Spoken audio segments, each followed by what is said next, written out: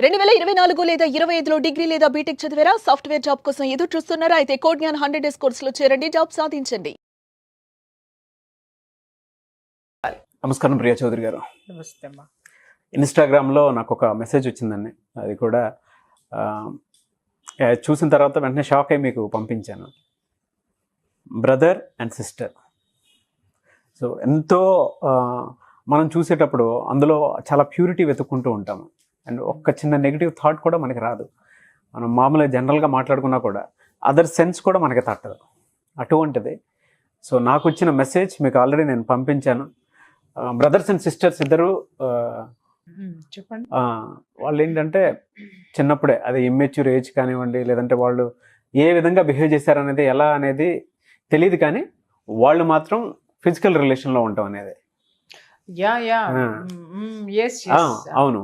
So ప్రస్తుతం ఏంటంటే వాళ్ళు ఎక్కడికి వెళ్ళినా సరే, కానీ వినటానికి చాలా జుగుప్సకరంగా ఉంటుంది.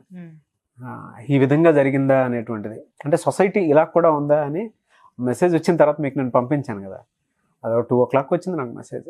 దీని మీద చేయండి, దానికి సొల్యూషన్ ఏ విధంగా తీసుకోవాలో అర్థం కావట్లేదు. వాళ్ళ ఏజ్ పెరుగుతూ వస్తూ ఉంది, వాళ్ళు బయటికి ఎక్కడికి తిరగలేకపోతున్నారు. అది కనీసం పేరెంట్స్కి కూడా తెలియదు వాళ్ళిద్దరు ఫిజికల్ రిలేషన్లో ఉన్నారనేది. ఏజ్ పెరిగే కొద్దీ వాళ్ళు కొంచెం సపరేట్ అవుతూ వస్తూ ఉన్నారు, బట్ సొల్యూషన్ అయితే దొరకటం లేదు దానికి అని అడిగారు.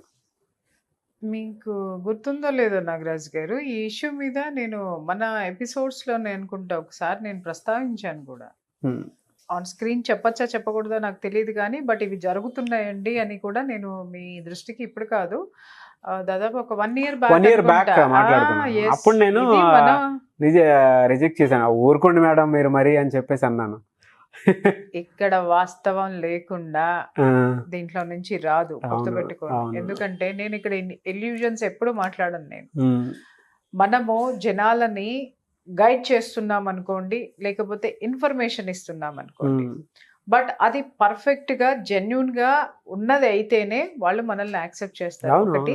రెండోది ఏంటంటే, మనము ఎట్లా ఉంటుంది అని అంటే, వరదలో గాలిపడ కాగితం పడవ వేసి దాంట్లో ప్రయాణం చేద్దాం అనుకునేటటువంటిది ఉంటుంది. ఏది ఇల్యూషన్స్ ఎప్పుడు అలాగే ఉంటాయి అవి. బట్ ఎప్పుడు కూడా మనం కన్స్ట్రక్టివ్గా వెళ్తున్నాం. ఇంకొకటి, అసలు అలాంటి విషయము నేను ప్రాక్టికాలిటీ లేకుండా నాకు తెలియకుండా నేను ఆ రోజు మీరు చాలా ఖండించారు నేను మాట చెప్పినప్పుడు. బట్ ఈ రోజు మళ్ళీ మీరే నాకు అది ఆ మెసేజ్ మీరు నాకు పంపించారు అంటే నాది అబ్జర్వేషన్ ఎంత పర్ఫెక్ట్ గా ఉంటుందో, లేకపోతే నేను ఒక మాట మాట్లాడితే అది ఎంత కరెక్ట్ గా అబ్సల్యూట్ ట్రూత్ అయితే తప్పితే నేను మాట్లాడను. అదే ఒకటి గమనించాను. అదే కరెక్టే. నేను యాక్సెప్ట్ చేస్తున్నాను, చూడండి నేను యాక్సెప్ట్ చేస్తున్నాను. ఉన్నాయి. అంటే ఆయన భయంకరంగా నాతో విభేదించారు. అంటే నేనేదో చెప్పకూడని విషయం చెప్తున్నానేమో, లేకపోతే నేనేదన్నా పొరపాటు పడుతున్నానేమో అనుకొని ఆయన అన్నారు. కరెక్ట్. ఇది నాకు ఆయన ఈ మధ్య కాలంలో పెట్టినట్టున్నారు కదా. ఒక విధంగా చెప్పాలంటే కొంత శాతము, చెప్పుకోదగిన శాతంలోనే ఇవి జరుగుతున్నాయి అనేది మాత్రం కరెక్ట్. అది అంటే ఏ పర్సంటేజ్ లో ఉంటారు మీరు? పర్సంటేజ్లు మనం ఇక్కడ మాట్లాడొద్దు నాగరాజ్ గారు. 50%, 40%, 2%, 1% అని మాట్లాడడం మొదలు పెట్టాము అని అంటే ఎవరితోటి మనస్ఫూర్తిగా మాట్లాడుకోలేరు. అవును. విషయం చర్చిద్దాం ఇక్కడ. అసలు ఆ సందర్భాలు ఎందుకు వస్తాయి అనేటటువంటి దాని మీద చర్చిద్దాము. అది ఒక విధంగా సమంజసంగా ఉంటది, కానీ పర్సంటేజ్లతోటి మనకేం పని చెప్పండి. అయితే విషయానికి వద్దాం. ఇప్పుడు మీరు అడిగారు, ఇలా ఎప్పుడో చిన్నప్పుడు జరిగిపోయింది, అది ఇప్పుడు ఒకరి మొహం ఒకళ్ళు చూసుకోలేకపోతున్నారు అనేది. పేరెంట్స్ కూడా చెప్పుకోలేకపోతున్నారు.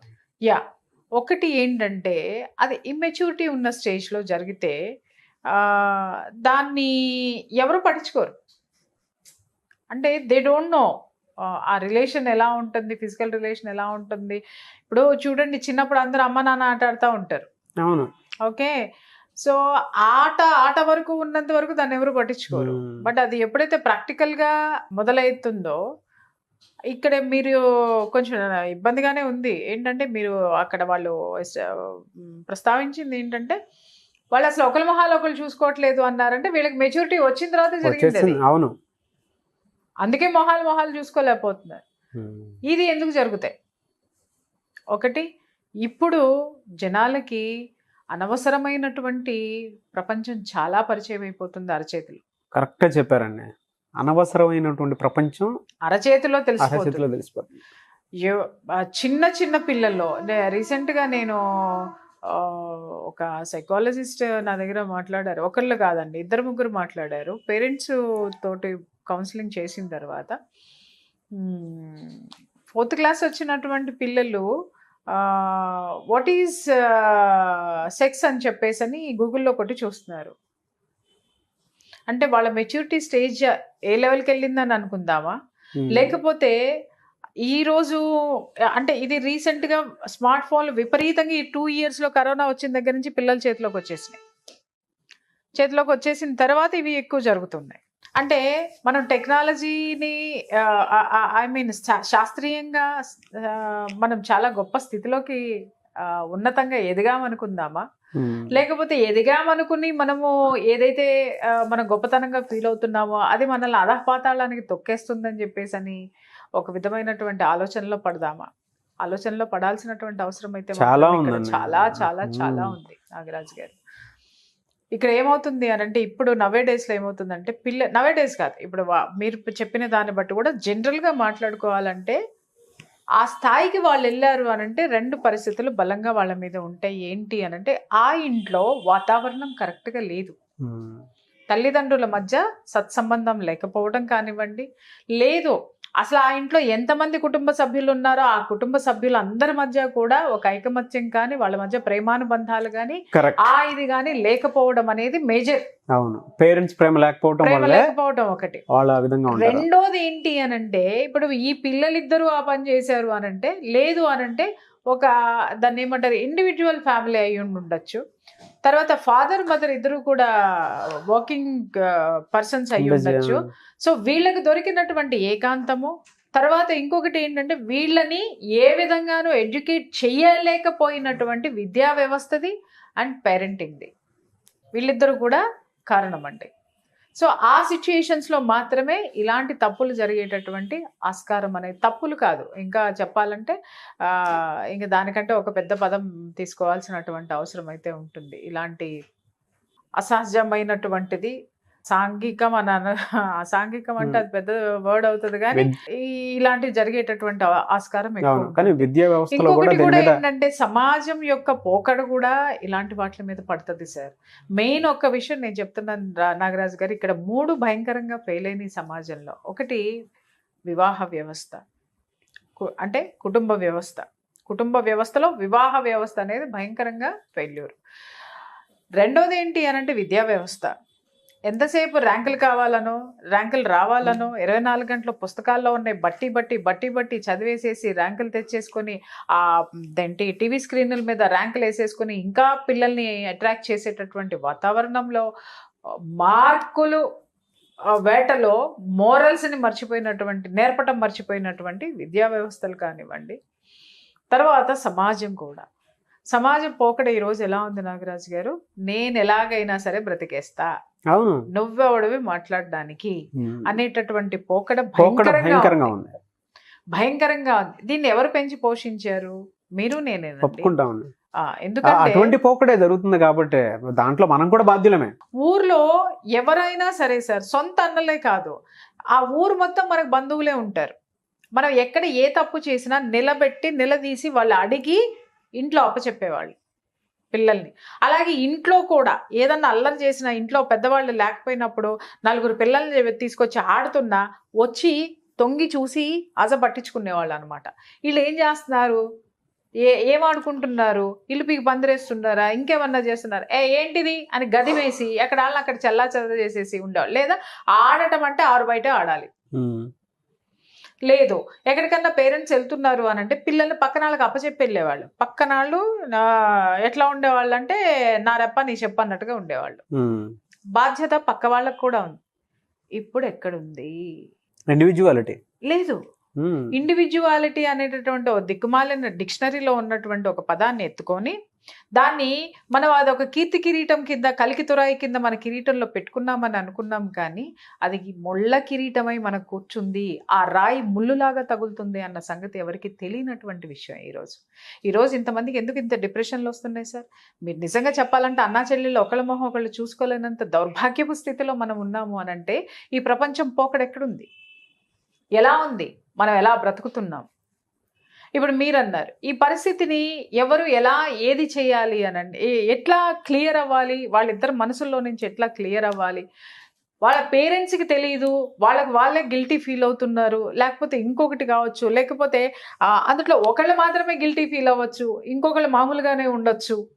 ఇలాంటి సందర్భం అంతా ఉన్నప్పుడు ఎవరో ఒకళ్ళు కౌన్సిలింగ్ ఇవ్వాల్సినటువంటి అవసరం ఉంది. ఇప్పుడు ఎవరైతే మనకు మెసేజ్ పెట్టారో వాళ్ళే ఇద్దరిని కూర్చోబెట్టి మీ మనసులో ఎప్పుడో తెలియనప్పుడు జరిగినటువంటి ఈ విషయాన్ని మనసులో నుంచి తీసేసి ఇక నుంచి అయినా సరే ఆ పవిత్రమైనటువంటి బంధాన్ని కొనసాగించుకోండి అని చెప్పేసి అని చెప్పటము. సో వాళ్ళకి కౌన్సిలింగ్ ఇచ్చి వాళ్ళకి ధైర్యం చెప్పి జరిగినటువంటి దాన్ని అరెస్ట్ చేసేటటువంటి ప్రయత్నం అయితే ఒకటి చేయాల్సిన అవసరం ఉంది. అది మాలాంటి వాళ్ళే చేయాల్సిన, మాలాంటి వాళ్ళ దగ్గరకు వస్తే హ్యాపీగా చేస్తాము. లేదు అనంటే చుట్టాల రూపంలోనే బోల్డంత మంది కౌన్సిలర్స్ ఉంటారు. ఒకటి చెప్తాను, నిజంగా మీరు చెప్పేటప్పుడు నాకు ఒక విషయం గుర్తొస్తుంది. లాస్ట్ ఇయర్ మీరు చెప్పినప్పుడు చాలా మంది కౌన్సిలింగ్ చేస్తున్నారు కాబట్టి మీకు అనుభవంతో చెప్పారు. నేను దానికి అప్పుడు కొట్టిపడేశాను.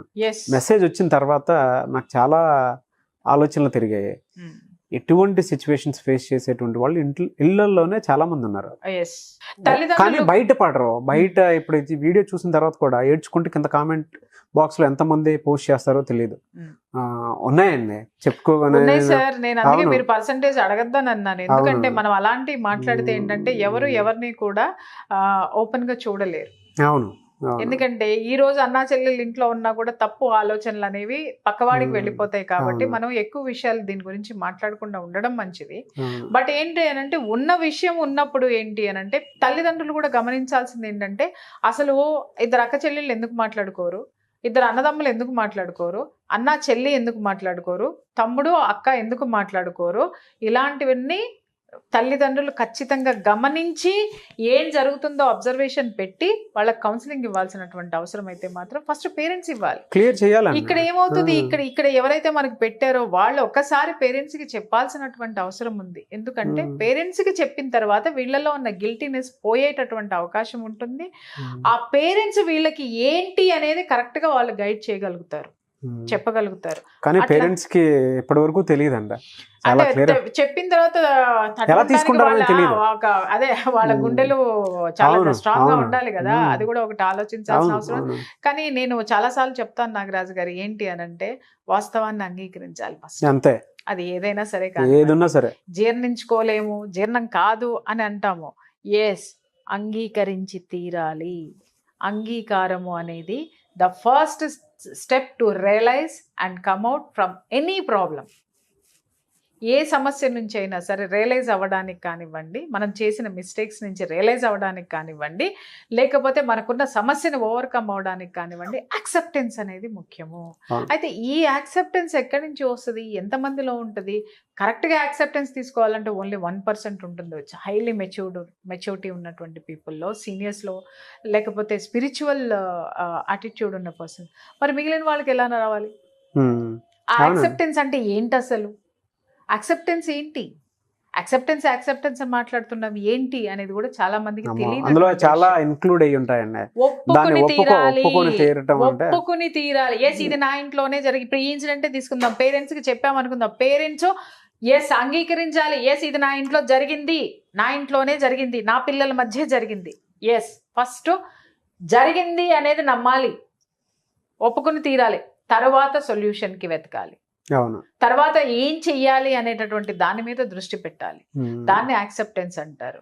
అట్లాగే మనకి ఏదన్నా ఉన్నట్టుండి సడన్ గా ఏదన్నా జబ్బు చేసింది, కంగారు పడిపోతాం, ఏదో అవుతాం. కాదు, ఎస్ నా ఒంట్లో ఉంది అది అనేది వాస్తవం, రైట్, దాన్ని యాక్సెప్ట్ చేస్తున్నా, నేను ఎలా దీని నుంచి ఓవర్కమ్ అవ్వాలి, నేను ఎలా వైద్యం ద్వారా ఎలా రావాలి, తర్వాత మెడిటేషన్ చేసుకుంటాం వల్ల ఎంత రావాలి, ఏ సమస్యకైనా కానీ నాగరాజు గారు మానసిక ఆందోళన అనేది ఫస్ట్ ప్లేస్ ఆక్యుపై చేసేస్తాం. అవును. ఆ మానసిక ఆందోళనతో మనం చెయ్యరాని తప్పులు చేసేస్తాము, మనం అనకూడనటువంటి మాటలు అనేస్తాము, పోకూడనటువంటి ప్లేస్లన్నిటికీ వెళ్ళిపోతాం. మన మనసు స్థిరంగా పెట్టుకునేటటువంటి ప్రయత్నం మనం చెయ్యాలి. ఎస్, ఖచ్చితంగా. ఆ స్థిరత్వాన్ని ఎప్పుడైతే ఆ ఎనర్జీ లెవెల్స్ని మనం గెయిన్ చేస్తామో అప్పుడు మాత్రమే మనం ఎంతటి సమస్యనైనా సరే దాన్ని కోణంలో నుంచి మనం సమస్య పరిష్కారం అనేటటువంటి కోణంలో నుంచి చూసి మనం ఓవర్కమ్ అయ్యేటటువంటి అవకాశాలు చాలా ఉన్నాయి. కాబట్టి ఇక్కడ ఆవిడ చెప్పినట్టు ఏంటనంటే, ఫస్ట్ ఆవిడ ఎవరైతే పెట్టారో, మీకు మెసేజ్ పెట్టారో ఆవిడకి నేను చెప్తున్నాను ఏంటంటే, అమ్మ ఫస్ట్ పేరెంట్స్కి ఈ విషయం చెప్పాల్సినటువంటి అవసరం ఉంది. మీరు చెప్పాల్సిన రీతిలో వాళ్ళకి చెప్పండి. కూర్చొని కౌన్సిలింగ్ అయితే మాత్రం వాళ్ళిద్దరికి ఇవ్వాల్సినటువంటి అవసరం ఉంది. ఎలాంటి పరిస్థితుల్లో ఆ సంఘటన జరిగింది అనేది ముఖ్యం. ఫస్ట్ ఆ సంఘటన ఒకటి నాగరాజు గారు, ఏ సంఘటనల నేపథ్యంలో జరిగిందో తెలిసిపోతే తప్పెవరిది అనేది మనం ఈజీగా ఫైండ్ అవుట్ చేస్తాం. వాళ్ళు ఒకవేళ మీ దగ్గరకు వస్తే కౌన్సిలింగ్ కి డెఫినెట్ గా ఇస్తానండి.